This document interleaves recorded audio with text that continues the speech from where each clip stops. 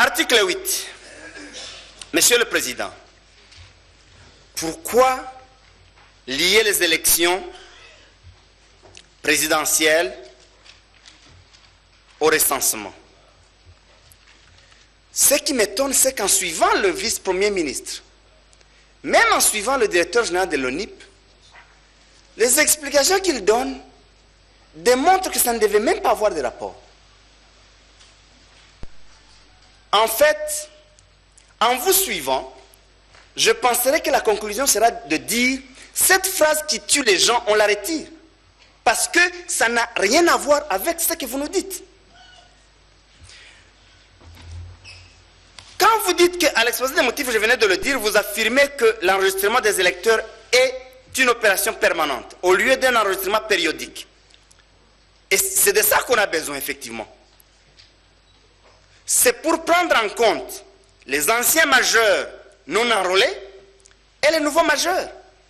C'est la révision du fichier électoral. C'est l'enrôlement. Et, monsieur le vice-premier ministre, dans votre mot introductif, à la page 6, jusqu'au début de la page 7, vous l'avez affirmé, que l'identification sera permanente. Alors, une identification permanente que vous devez revoir chaque jour, pourquoi y subordonner une opération ponctuelle? Pourquoi? Le recensement, vous voulez savoir combien nous sommes? Alors, s'il y a un citoyen qui n'est pas encore recensé, les élections doivent s'arrêter. En fait, je vais utiliser un terme, je n'aime pas être discourtois, mais il y a une phrase qui montre qu'il y a quelque part une escroquerie. Je vais vous le démontrer. En 2006, je crois, ou 2011, je ne me souviens plus très bien, au Kasaï, on a refusé de se faire enrôler. On a refusé de se faire enrôler. Alors, en 2006, s'il arrivait qu'une pareille chose se fasse encore, à quoi vont servir les résultats du recensement?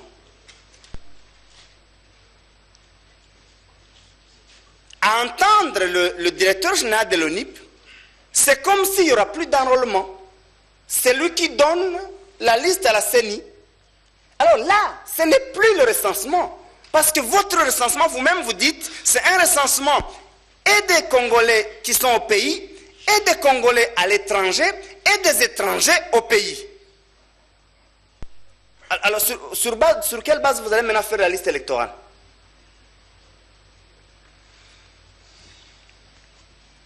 Le recensement, en tant qu'opération administrative, est une excellente chose. Personne n'est contre ça. Mettons-nous d'accord. Ceux qui ont demandé le recensement, c'est leur droit et on le confirme. Personne n'est contre ça. On en a besoin pour savoir combien on est. On en a besoin pour savoir combien d'étrangers ont choisi notre pays comme leur seconde patrie. On en a besoin pour connaître l'évolution de la démographie. On en a besoin pour la planification.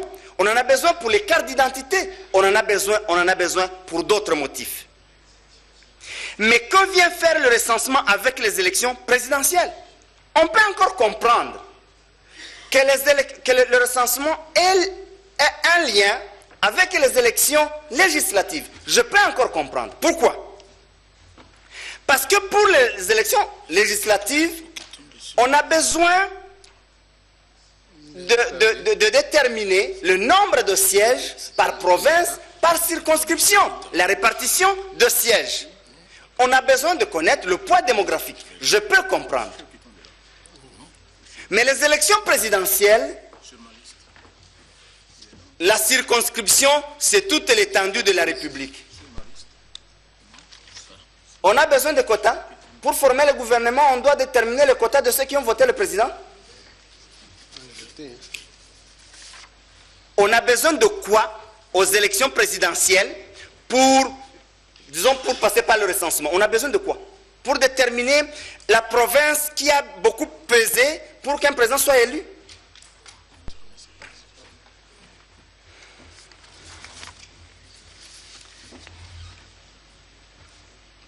Parce que pour les élections présidentielles, la circonscription, c'est toute l'étendue de la République. Et désormais, son extension, ça veut dire les ambassades. Alors, le recensement va jouer quel rôle ici? Je vais vous donner une autre preuve.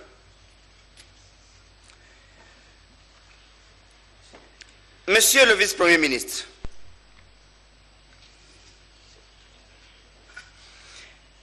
à quoi vont servir les personnes identifiées, les personnes recensées, mais non enrôlées aux élections présidentielles? Est-ce que les personnes identifiées, les personnes recensées, mais non enrôlées, vont-elles voter? J'ai besoin d'une réponse. Peut-être que je suis en retard. C'est possible. Encore que là où on a besoin véritablement du recensement, du poids démographique, de manière particulière pour les élections législatives, quand je vais à l'article 115, on se limite aux données démographiques actualisées. Là où on a besoin de la répartition de sièges en suivant le poids démographique, aux élections législatives, article 115, on se limite aux données démographiques actualisées. Et l'incise de l'identification de la population, je ne l'ai pas vu. Je peux avoir mal lu. C'est possible. Mais j'aurais besoin que vous puissiez m'aider.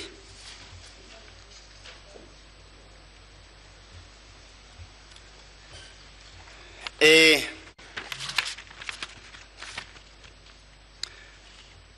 c'est pour ces raisons, Monsieur le Président, que nous pensons en fait que les gens sont en train de mourir. Il y a tous ces désordres, tous ces dégâts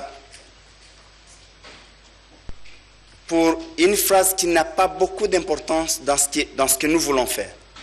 Même dans la vision que vous avez. Je commence à me demander si ce n'est pas par erreur que vous avez mis cette phrase. Parce que les deux opérations peuvent se faire, mais sans être liées. Ça veut dire quoi? On peut continuer avec l'enrôlement pour les élections, le nettoyage du fichier électoral pour régler la question des électeurs flottants, la fiabilisation des listes, on peut procéder par différentes manières, l'audit, ainsi de suite, et procéder au recensement pour toutes les autres raisons évoquées, mais sans y lier les élections. Est-ce que la commission électorale peut en profiter? Bien sûr. La commission électorale peut en tirer profit. Elle peut tirer les informations. Si elle peut tirer des informations, tant mieux. Et c'est possible, elle peut le faire. Mais sans y être subordonnée. Ça veut dire, là où l'ONIP sera arrivé, la CENI peut recourir à ces données, mais sans en faire une obligation, sans en faire une condition. Mais la CENI peut recourir à tous les autres services de la nation.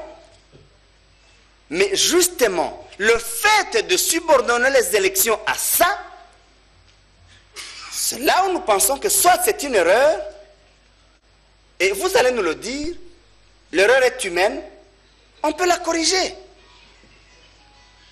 et avancer.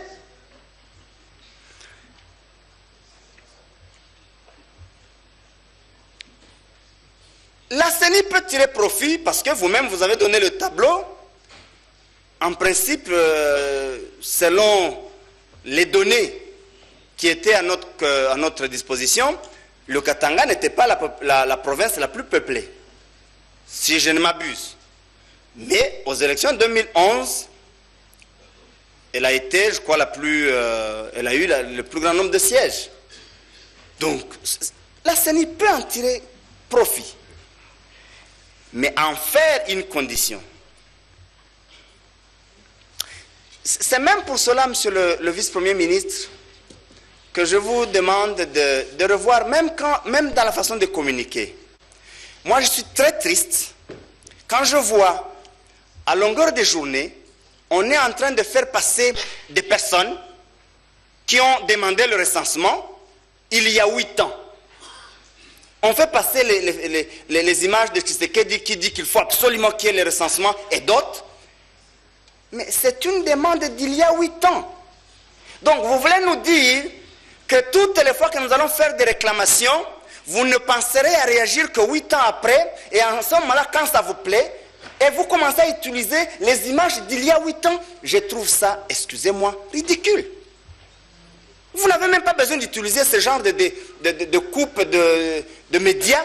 Vous assumez ce que vous voulez faire et utiliser ça, je trouve ça pas du tout correct. Pas du tout correct. Il y a 8 ans. Concluez. Monsieur le Président,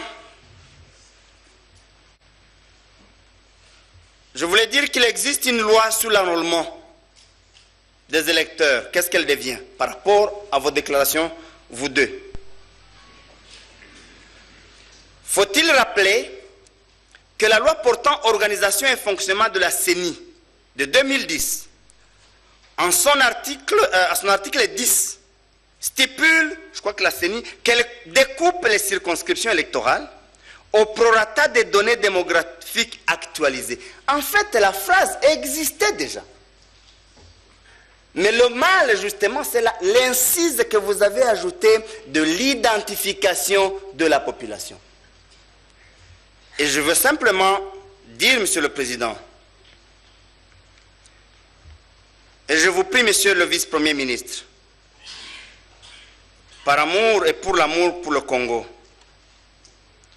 que vous puissiez, en vous levant, retirer cette phrase. Et vous allez voir que les choses vont redevenir normales. Et ici et en dehors.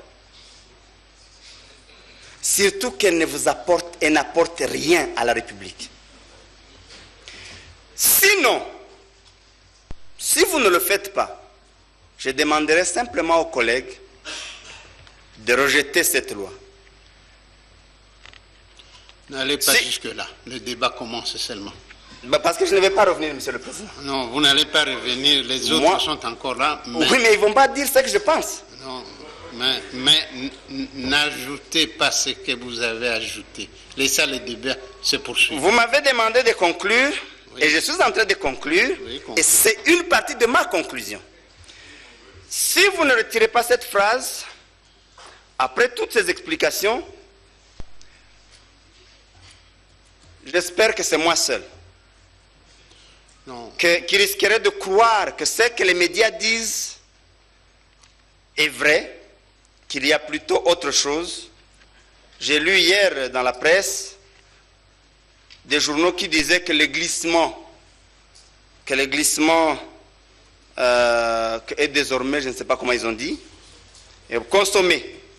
Non, s'il vous plaît, je vous en supplie, Monsieur le Vice-Premier ministre, ne glissez pas. Parce que, même si telle était votre volonté, même si tel était votre calcul, je vous en supplie, ne glissez pas. C'est une mauvaise idée. Vous savez pourquoi? Généralement, ceux qui glissent, nombreux tombent. Et ceux qui tombent, nombreux se cassent. Je vous remercie, Monsieur le Président. Honorable